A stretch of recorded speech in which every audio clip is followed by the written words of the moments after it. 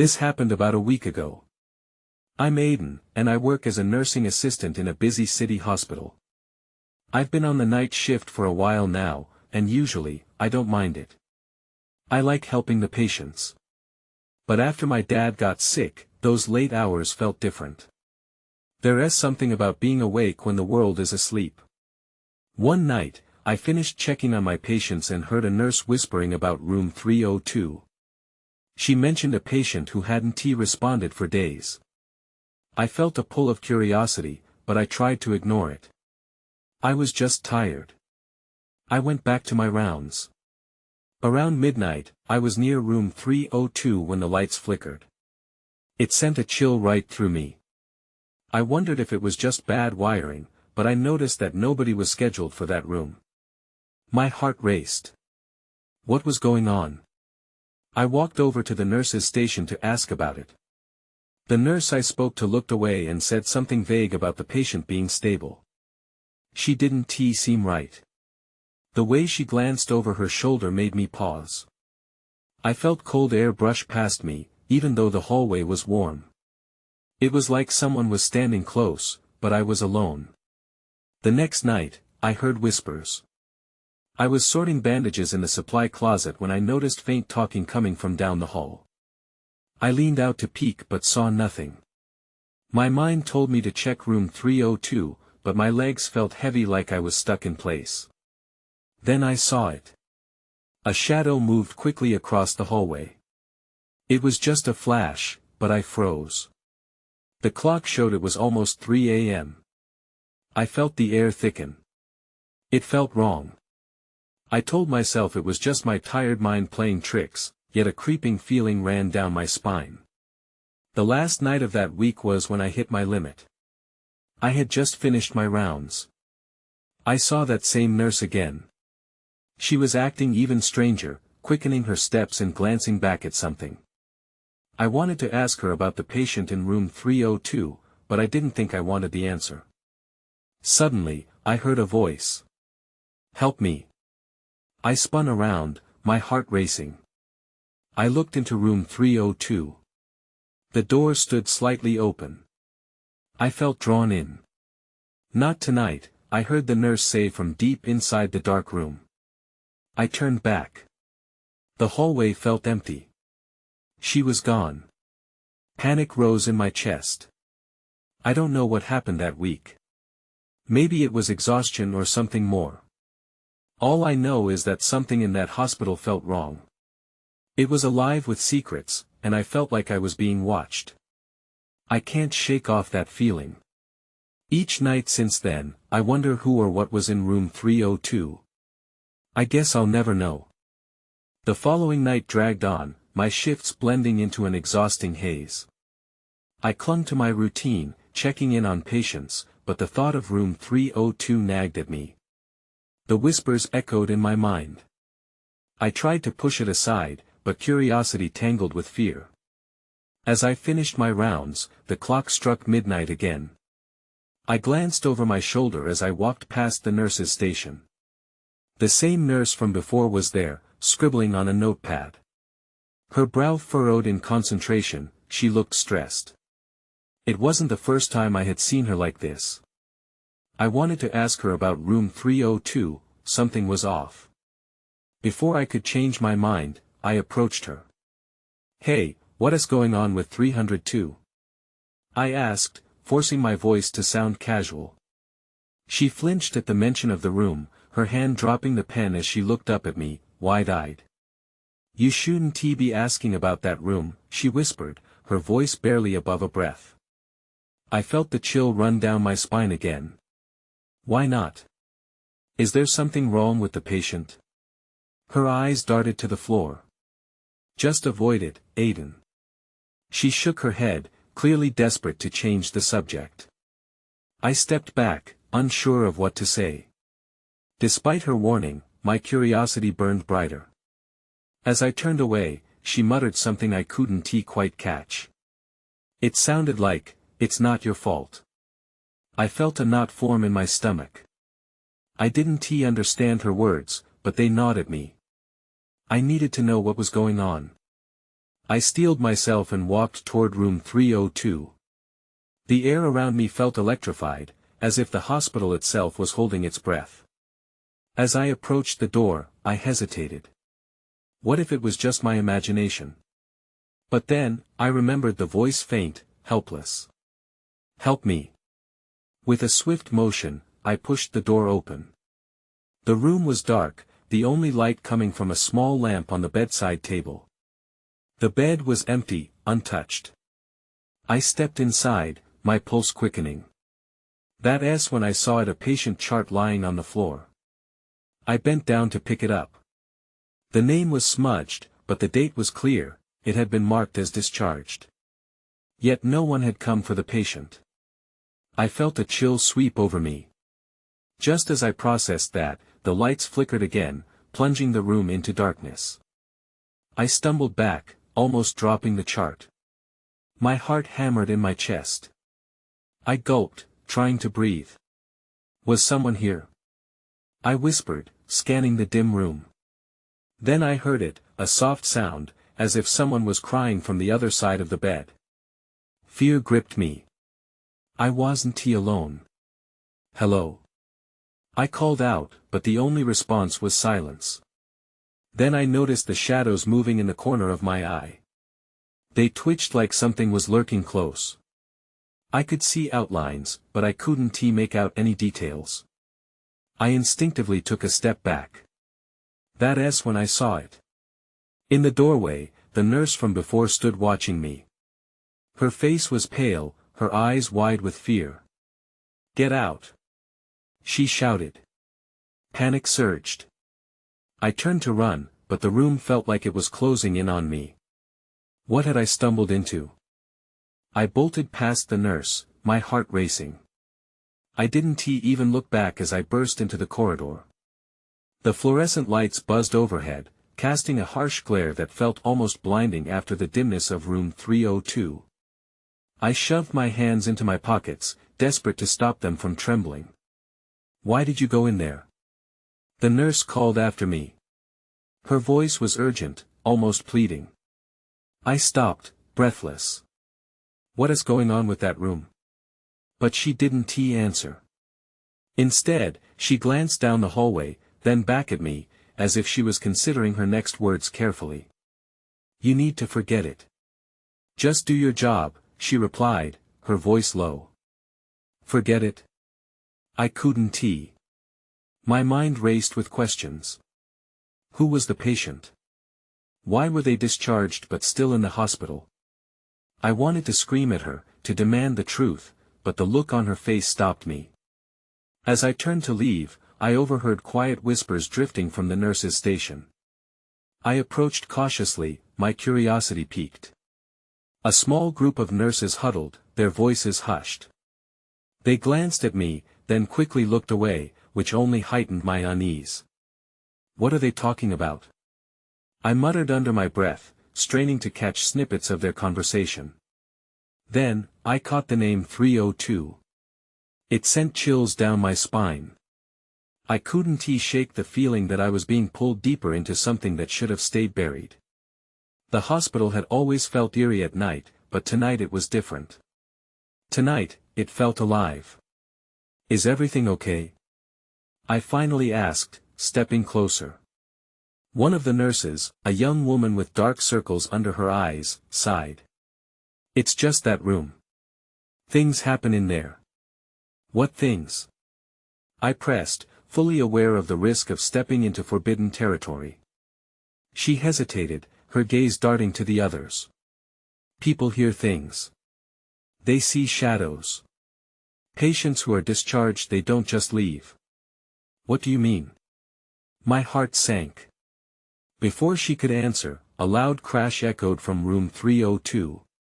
I flinched, my stomach dropping. The nurse's face went pale. Stay away from that room, she warned, her voice shaking. I was torn between my instinct to run and a nagging need to uncover the truth. But as the adrenaline coursed through me, a voice broke through the commotion. It was faint but clear, echoing down the hall. Help me.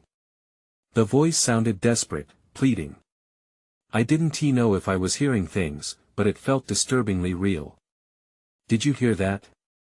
I asked, my voice rising in panic. The nurses stared at me, their expressions frozen in fear. "Don't!" the young woman urged, grabbing my arm. "We can't go in there." But I was already moving before I could think better of it. I headed back toward the darkened room, drawn to that desperate cry. As I approached the door, the air thickened, heavy with dread. I pushed the door open slowly, ready to confront whatever lay inside. That's when I saw a flickering figure standing at the window, silhouetted against the pale moonlight. "Who are you?" I whispered, feeling the temperature drop. The figure turned toward me, and the breath caught in my throat. I didn't just stumble into something. I was about to face a reality I wasn't ready for. The figure was a woman, her eyes wide and shimmering, almost as if trying to project a message through the darkness. I blinked, willing my heart to stop racing. "What do you need?" I managed to choke out. She opened her mouth, but no sound escaped. The silence stretched, thickening the air between us. I wanted to step closer, to understand what was happening, but my feet felt rooted to the spot. I felt like I'd entered a realm I hadn't been meant to breach. Suddenly, the lights flickered violently, plunging the room into darkness before returning to their steady, stuttering glow. The woman was closer now, mere feet away, her expression unreadable. "Help me," she finally whispered, her voice barely more than a breath. But before I could respond, she faded, like smoke caught in a sudden breeze. The chill left my skin prickling. I stumbled back, nearly colliding with the doorframe. My mind spiraled through the possibilities. Was I seeing things? Just then, I heard hurried footsteps behind me. I whipped around and found the young nurse standing there, wide-eyed and frantic. "I told you to stay away," she exclaimed, the urgency in her voice piercing through the haze of confusion. I heard her. "She needs help," I shouted back, fear and frustration overwhelming me. The nurse shook her head vehemently. "No, you don't understand. She shouldn't be here." "Then what is she?" I demanded, my voice rising. "What happened to her?" But the nurse didn't answer. Instead, she grabbed my arm and pulled me out of the room. "We can't talk here. Follow me." I hesitated but felt her grip tighten as she dragged me down the hallway. The fluorescent lights buzzed ominously above us, the harsh light failing to banish the shadows that clung to the corners of the hospital. We reached a small break room, dim and cluttered, and she slammed the door behind us. "You can't go back in there. That room, it holds secrets." "Secrets? What do you mean?" I asked, my pulse still racing. She took a deep breath, visibly trembling. "She's not the first. There are stories patients who don't really leave. They stay trapped, caught between here," and her voice faltered, leaving the rest unsaid. "Caught between what?" I pressed, instinctively inching closer, desperate for some understanding. "Between life and death," she whispered, eyes darting toward the door as if expecting something to come through. "Some linger, and it draws them to this room. They need something, but it's not something we can give." There was a silence, filled with the weight of her words. "But what if I can help her?" I said, almost to myself. "No," she shouted, panic breaking through her calm. "Don't even think about it." I backed away from her in shock. "Why are you so afraid? What happens if I try to help?" What's the worst that could? Before I could finish, another crash reverberated from room 302, louder and more violent than before. The floor trembled beneath us. "Get out," she gasped, pushing me toward the door. I stumbled and nearly fell, but there was no time to recover. The air was thick with terror as I dashed back into the hallway, glancing back just in time to see the door to room 302 swing wide open. My heart sank as I saw the flickering light return, illuminating the hallway. I hesitated, torn between sticking with the nurse and facing what was waiting for me. That voice echoed in my head again. Help me. I knew I had to make a choice, one that could lead me deeper into danger or worse. I stood at the crossroads of fear and curiosity, my breath hitching in my throat. I could feel the pull of the room like a magnet, wrapping around me with a force I couldn't resist. The nurse's frantic voice faded as I brushed past her, stepping into the flickering light of room 302. The sensation of dread intensified as I crossed the threshold. It was colder here, the air thick and almost suffocating. Shadows shifted along the sterile walls, and the dimness deepened with every step I took. I could see the figure again, but this time she loomed at the back of the room, her form indistinct yet compelling. Help me, she whispered again, her voice smooth like silk but tainted with desperation. I felt the words resonate, echoing within me. I needed to know what was happening. Why are you here?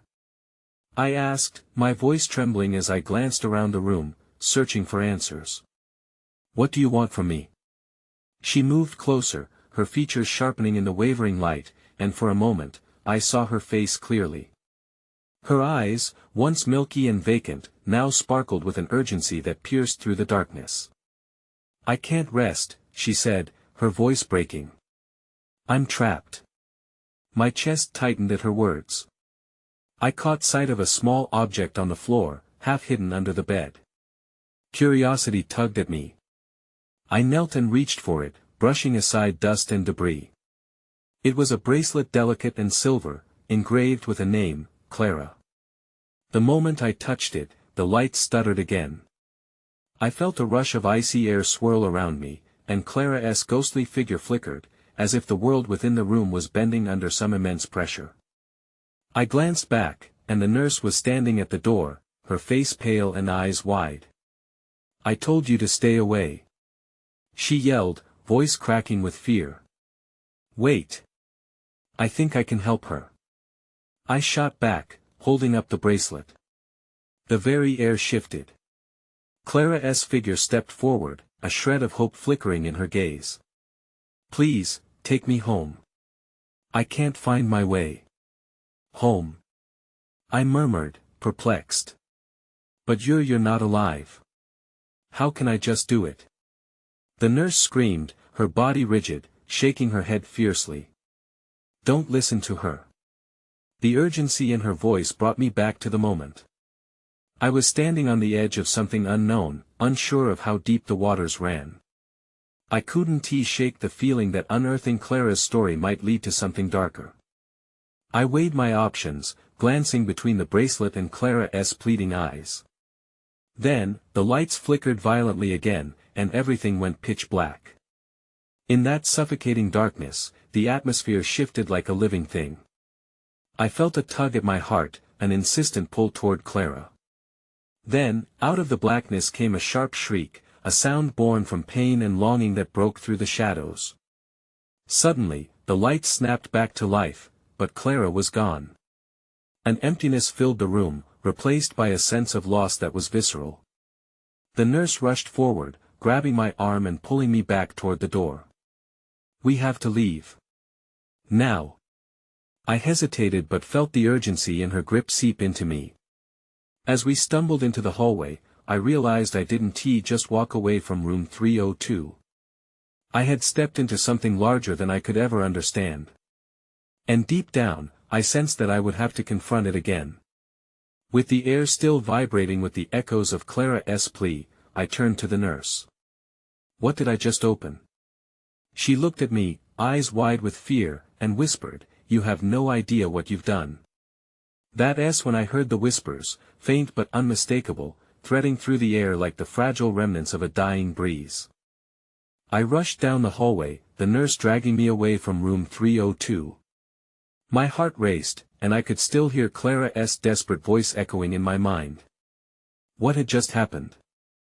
As we rounded a corner, the fluorescent lights flickered overhead, casting strange shadows that twisted along the walls. Let go of me. I finally shouted, yanking my arm free from her grip. I need to understand. The nurse stopped, her eyes searching mine, panic bubbling beneath her surface. You don't know what you're messing with. What do you mean? I asked, my voice trembling. She needs help. I can't just ignore that. No. She spat, shaking her head violently. You don't understand the consequences of bringing something like her into the light. It only brings suffering. I drew in a shaky breath. Suffering? Is that what happened to Clara? Is she a lost soul? The nurse hesitated, then led me to a nearby empty room. The door clicked shut, cutting off the outside noise. Listen to me, she said, her voice lowering to a whisper. Clara was a patient here. She died under terrible circumstances. No one knows how or why, but her spirit never left. Now, by touching that bracelet, you've made it worse. A pit formed in my stomach. What do you mean worse? Her gaze cast downward, as if reading something from the faded floor tiles. When you touch something that belonged to a lost soul, you can awaken it. You may have summoned more than just Clara. More. I repeated, my nerves tingling. What are you saying? Just as her eyes met mine with the weight of dread, a shudder rippled through the room, rattling the windows. I felt a shift in the air, the atmosphere thick with an unseen presence. The lights flickered again, and a cold breeze swept past, extinguishing the small overhead light. What now?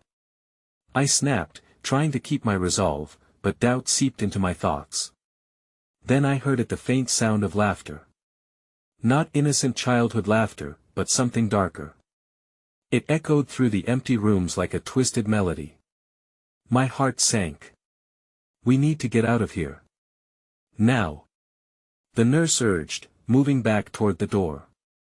But before we could reach it, the laughter turned to whispers, swirling around us with a mind of its own. They murmured fragmented sentences, combining into a chaotic chorus. I caught bits and pieces. Help us, free me, and don't leave. No. I shouted, covering my ears. Stop. The nurse turned to me, her face a mask of terror. You need to ignore it. Focus on me. But I couldn't. Something compelled me to listen, to understand the cries.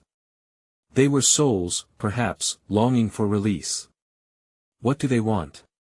I asked, the words tumbling out. They want what Clara wants. The nurse's voice trembled as she backed away from the door, visibly shaken. They want you to make a choice. Choice? I echoed, confusion rising. What choice? Before she could answer, the laughter morphed into a high-pitched scream, reverberating through the walls like an alarm bell. I gasped, fear seizing my breath. I realized then that I had stepped into something far more dangerous. That is when I saw it, an object skimming just along the edge of my vision. It shimmered and pulsed with a dark energy, beckoning me. A sense of urgency overwhelmed me. I had to know. With a mix of dread and fascination, I took a step toward it, ready to uncover the true nature of what I had awakened. The moment I stepped closer to the shimmering object, I felt a sharp chill in the air, like ice settling deep in my bones. I hesitated, heart pounding, my instincts clawing at me to turn back. But the whispering intensified, and that dark pull became irresistible. What hovered in the corner of the room looked like a small, cracked mirror, its surface swirling with shadowy tendrils. It pulsed rhythmically, almost like it was alive or trying to be. I reached out, fingers trembling, not entirely sure what I was discovering but compelled to find out. Don't! The nurse shouted, lunging for me. Her voice echoed like a warning bell, but it was too late. My fingers brushed against the cold surface of the mirror, and a jolt of energy raced through me. Images flooded my mind, flashes of Clara, distorted and angry. I saw visions of her thrashing about, trapped and tormented. She clawed at something unseen, her face contorted in despair. The laughter returned, but this time it was mixed with her cries for help. I stumbled back, overwhelmed by the emotional onslaught. Stop it. Just stop. I yelled, tears burning in my eyes. The nurse grabbed my arm, her grip firm but frantic. You can't let it in. You have to focus and break the connection. I was shaking, the fear now an all-consuming force. Break the connection? How? But even as I asked, I felt the pull intensify. Something within me started to resonate with what I was seeing. Clara wasn't the only one trapped. Suddenly, the mirror began to vibrate. Wisps of dark energy shot out, swirling around us like smoke. I could see faces etched in the vapor, faces that mirrored Clara's anguish, shadows of other lost souls pleading for escape. Their eyes were desperate, haunting. Clara. What do you want? I shouted, my voice quaking with uncertainty. I'm here. I want to help. The air thickened with tension, muffling the whispers into a deafening silence. Then, I felt a sudden clarity, as if Clara was reaching through the barrier separating us. In my mind's eye, I saw a key. It flickered in and out, but I understood its significance. I needed to find it, to unlock something. Focus on the key. The nurse screamed, as more shadows shot from the mirror. Don't lose yourself. I clenched my fists, fighting the rising panic. What key? Where? But the energy swirling around us was pushing me down, almost drowning me in despair. Clara, help me. I cried out, and at that moment, the imagery shifted. Instead of chaos and darkness, I glimpsed a door of light behind the shadows. It shimmered with promise, but it felt so far away. With one last effort, I thought of letting go. At that moment, as the shadows pulled tighter, I realized the choice the nurse mentioned. It was between fear and trust. I slashed my hand through the darkness, breaking the ties. I believe in you, Clara. I shouted, calling on the connection we shared. Then, everything went dark. I surfaced in a cold sweat, heart racing. My eyes shot open to an empty room. The mirror was gone. But as I blinked, the memories of Clara's anguish made my stomach churn. I could still hear her cries echoing in my mind, and the weight of the whispers clung to me like a shroud. Just a dream, I muttered to myself, but deep down, I knew it wasn't. Something had shifted. I got to my feet, feeling the chill still lingering in the air, and looked around the room. The nurse was nowhere to be found. Panic started creeping back in, clawing at me to leave. Yet, something else pulled me deeper into the hospital. As I stepped cautiously through the dimly lit corridors, the fluorescent lights flickered eerily overhead. Shadows danced along the walls, adding to the growing sense of dread. I felt an unnatural stillness around me, even the usual sounds of the hospital seemed muted. I reached the nurse's station and found it empty, just as the rest of the halls seemed to be. That's when I noticed a door slightly ajar at the end of the hallway, a door I had never seen before. It was simple but seemed almost to beckon me. Curiosity took over, and I approached it, heart pounding in my chest. The air felt colder as I got closer, like the door was a threshold between two worlds. Taking a deep breath, I pushed it open. Inside was a small room cluttered with medical equipment, but the shadows in the corners were thicker, darker than anywhere else. My senses tingled. Across the room, I noticed a flicker of light, a piece of paper hastily shoved between the pages of an old medical chart.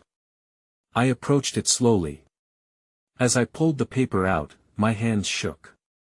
Written in a shaky hand was a name, Clara Matthews. Beneath it was a date, her final hospital admission.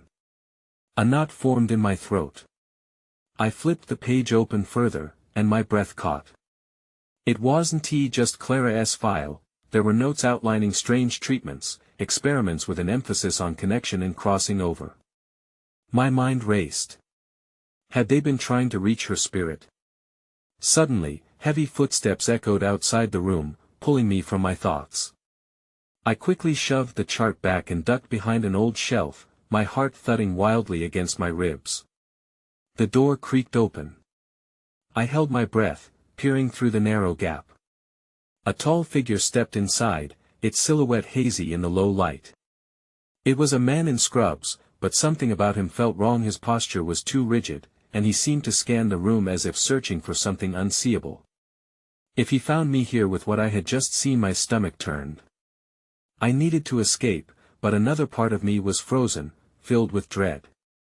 "I know you're here," he said, his voice low and chilling. "You can't hide from me." Panic clawed at my throat. I had to act fast. Just as I gathered the courage to slip away, the lights flickered violently again, and it felt like the walls themselves were closing in. That's when the whispering resumed, louder this time, filling the room with voices. Clara's voice rang out, calling to me again. But this time, it was mixed with something else, something darker. I turned to flee, heart in my throat, but the shadows shifted around the man. I knew this was just beginning, and I needed answers fast. I dashed out from behind the shelf, adrenaline surging through my veins. I had to get away from that man, but I could feel the oppressive weight of the shadows wrapping around me. The whispers grew louder, intertwining with my own frantic thoughts. "Clara, Clara!" I raced down the hallway, desperate for an exit. The fluorescent lights flickered wildly, casting grotesque shadows on the walls. Every heavy footfall behind me felt like it echoed through my chest. I could still hear that man's voice, dripping with menace, urging me to stop. "Come back!" he called, but I didn't dare turn around. I burst through a set of emergency doors, gasping as I staggered into a stairwell. The air felt different here, colder and more sterile. I took a moment to catch my breath. For now, I was hidden. I could hear my heartbeat, like a drum signaling my fear. Desperate for clarity, I pressed my back against the cool concrete wall. I thought of Clara. What had happened to her? Was she trapped here? I couldn't shake the feeling that whoever the man was, he was tied to her fate. My grip tightened on the railing as I considered my next move. With a deep breath, I descended the stairs, each step echoing in the silence. I couldn't stay here forever. I needed to find someone who could help, someone who could shed light on Clara's story. As I reached the bottom, I saw a door marked psychiatric ward. A chill crawled up my spine. The last place I wanted to go, but the sense that Clara was connected to something here pushed me forward. I turned the doorknob and stepped inside. The ward was bleak.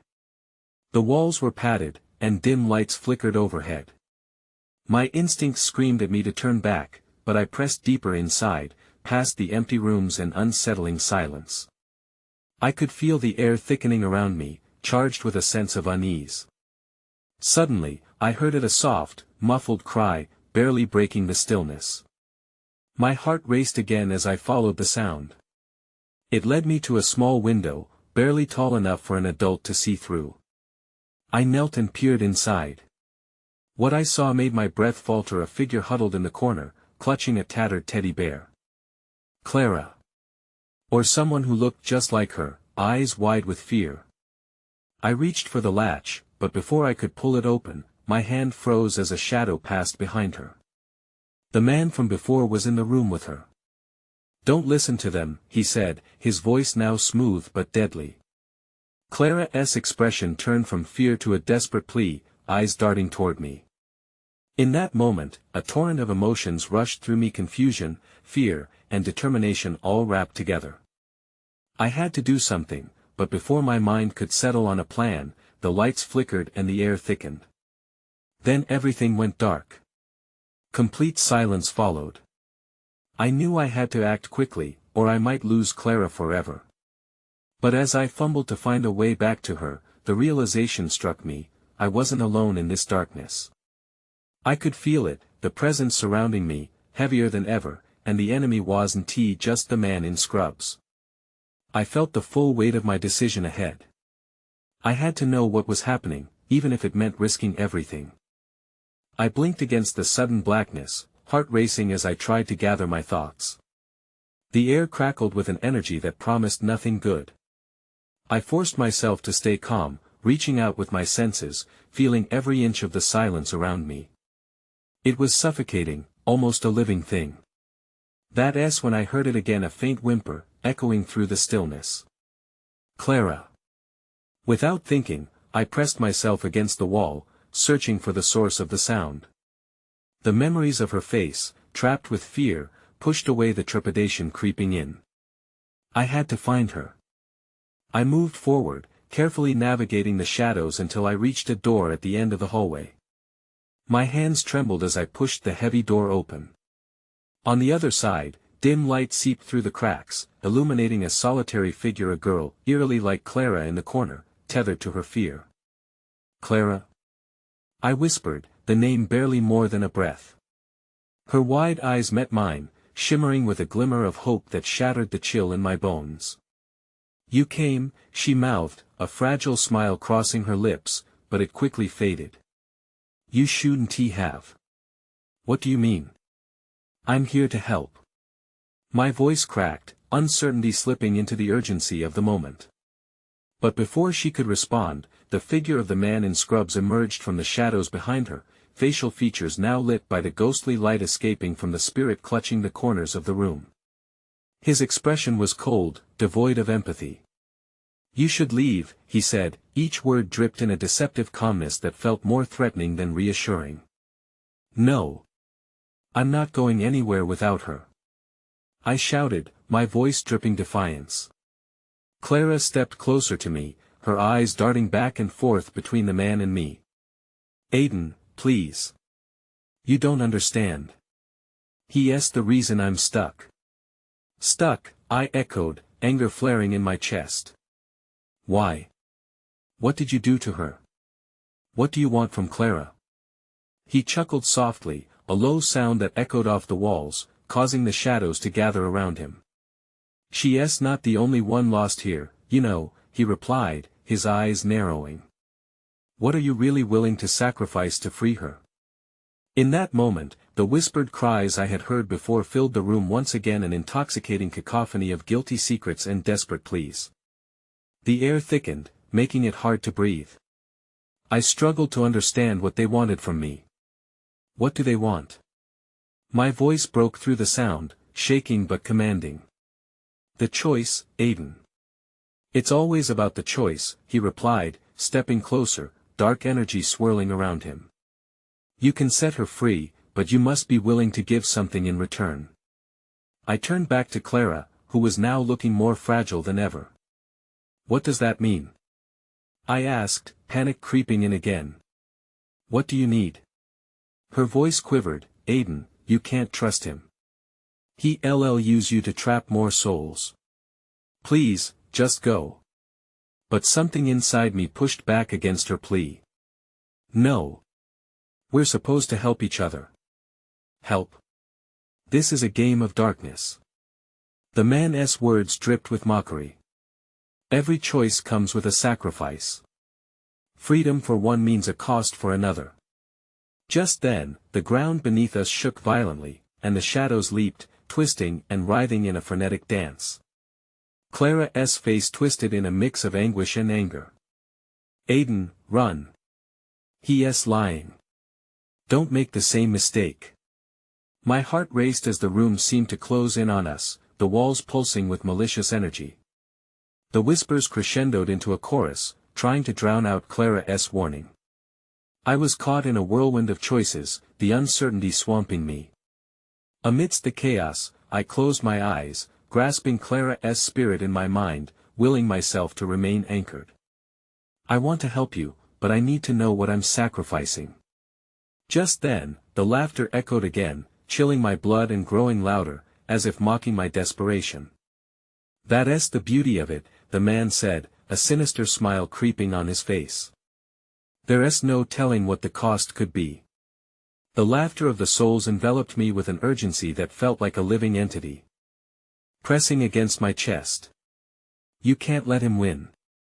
Clara's voice broke through the chaos, urging me to act against the rising tide of fear.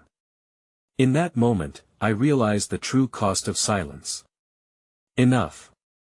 I shouted, forcing my will against the darkness. I won't let you take any more souls.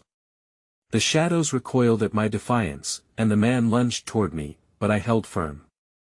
I choose not to play your game. Everything went still, the whispers fading into a haunting silence. Then the shadows surged forward like a tidal wave. Then you choose to lose everything. The man spat, and in that moment, I felt the world begin to unravel around me. Clara! I screamed as the darkness enveloped me, pulling me down into an abyss of uncertainty. When the chaos finally subsided, I found myself standing outside the hospital, clutching nothing. Clara's presence faded, leaving only a lingering ache in my heart. I didn't know if I had succeeded or failed. I gazed at the building, now shrouded in ominous stillness. The memories of that night hung heavy in my mind. Had I saved her or simply condemned her to linger forever within the walls? The questions loomed over me, unanswered and poignant. As dusk settled over the city, I began to walk away.